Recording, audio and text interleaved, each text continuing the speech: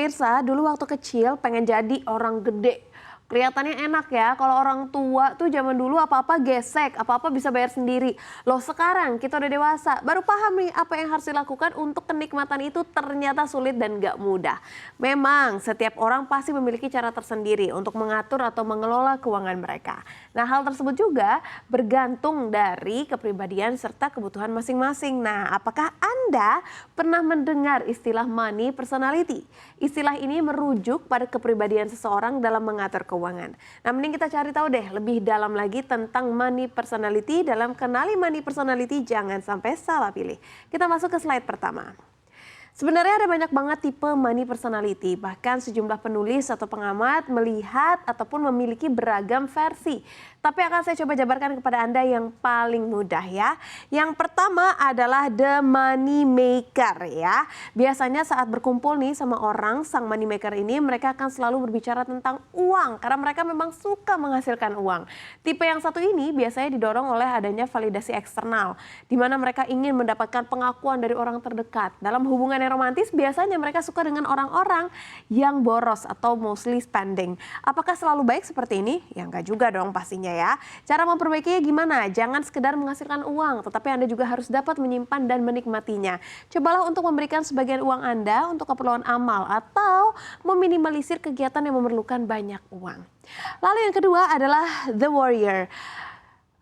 Kepribadian yang satu ini sering merasa cemas nih dengan keuangannya. Oleh sebab itu mereka akan terus menabung, gak peduli seberapa banyak uang yang sudah dimiliki.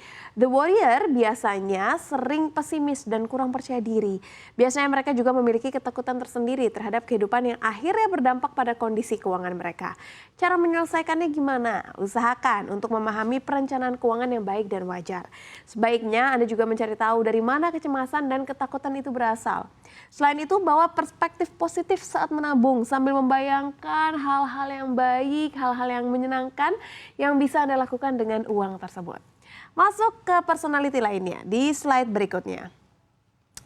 Di slide berikutnya saya hadirkan the compulsive spender ya. Tipe berikutnya ini adalah pembelanja kompulsif. Ini orang-orang dengan kepribadian yang sangat suka membelanjakan uangnya untuk barang-barang yang sebenarnya nggak diperlukan banget. Namun ada juga yang melakukan pembelanjaan sekedar untuk balas dendam terhadap kejadian tertentu. Nah dalam buku Happy Money, The Japanese Art of Make Peace with Your Money, karya Honda menunjukkan bahwa kebiasaan belanja kepribadian ini muncul dari kebutuhan mereka untuk merasa memegang kendali. Cara memperbaikinya gimana? Luangkan waktu untuk mempertimbangkan alasan di balik keinginan Anda untuk belanja. Coba tanyakan kepada diri Anda sendiri apakah Anda benar-benar membutuhkannya atau tidak. Nah ini lawannya compulsive saver. Seseorang dengan tipe compulsive saver ini sangat senang untuk menyimpan uang mereka. Tipe ini biasanya akan lebih senang melihat laporan bank dengan saldo tabungan yang semakin meningkat ya. Honda juga menuliskan bahwa penabung umumnya berasal dari kondisi rumah tangga yang pernah atau mungkin sedang mengalami masalah keuangan. Hal inilah yang akhirnya menciptakan kecemasan tentang uang dan mencegah mereka menikmati kerja keras mereka sendiri. Cara memperbaikinya adalah gimana? Sama, hampir seperti dengan The Warrior, yaitu kita mencari tahu nih dari mana asal ketakutan kita terhadap uang. Dan coba menghadapi kecemasan tersebut serta ketakutan tersebut yang kira-kira bisa membuat Anda bisa lebih enjoy lagi menjalani kehidupan Anda ke depannya lebih baik lagi. Seperti misalkan Anda bisa mencoba untuk mengerjakan hobi Anda. Kita masuk ke kategori selanjutnya ataupun personality selanjutnya. Nah di sini adalah the gambler. Nah kepribadian ini memiliki kepribadian dengan money maker dan spender ya, dua yang sebelumnya tadi. Sebagai penghasil uang dan juga pembelanja. Nah biasanya kepribadian yang satu ini senang dalam mempertaruhkan uang mereka dengan berbagai resiko. Yang penting nih uang yang bisa didapati lebih banyak secara instan kalau bisa. Bahkan mereka juga bisa melakukan itu meskipun mengalami kerugian yang sangat besar juga.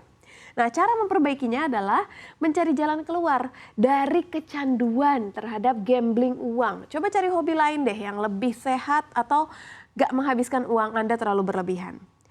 Lalu yang selanjutnya adalah indifferent to money. Ini adalah kepribadian orang-orang yang tidak peduli nih, jarang memikirkan urusan uang mereka. Kepribadian seperti ini biasanya merasa kalau uang itu tidak terlalu berpengaruh kepada kebahagiaan mereka. Dan umumnya justru berfokus pada barang-barang non materi. Misalkan kesuksesan akademis. Sebenarnya kalau arahnya kesuksesan akademis bagus ya. Uang sedikit tapi bisa membuat mereka masih menikmati hidup. Itulah prinsip dari the indifferent to money. Namun sayangnya biasanya tipe seperti ini nih bisa menjadi buruk karena mereka cenderung mengandalkan orang lain dalam mengatur keuangan mereka. Nah, cara memperbaikinya gimana? Cobalah untuk mulai terlibat dalam mengelola keuangannya secara langsung. Dan kita sadar kemana nih uang kita pergi gitu kan. Dan abis itu baru deh kita belajar bagaimana cara mengelola urusan keuangan. Yang terakhir adalah the safer splurger ya. Tipe ini memiliki kepribadian seperti si penabung dan juga si pemboros. Kepribadian ini akan sangat teratur dan serius dalam mengatur keuangannya. Tetapi sebenarnya rentan juga terhadap pengeluaran impulsif. Nah, cara memperbaikinya gimana? Identifikasi nih dari mana rasa takut Anda berasal. Jadi sebenarnya kalau kita lihat banyak sekali ya personality yang berbasis ketakutan. Dan coba mencari hal positif untuk bisa memperbaikinya. Jadi gimana pemirsa, kamu tipe yang mana? Nah sebenarnya sih saya meyakini ya tipe-tipe ini sebenarnya bisa berubah-ubah sesuai dengan tingkat penghasilannya, lalu banyak tidaknya kebutuhan, belum lagi ke penyesuaian diri dari status single ke menikah ke punya anak, maka personality akan terus berubah.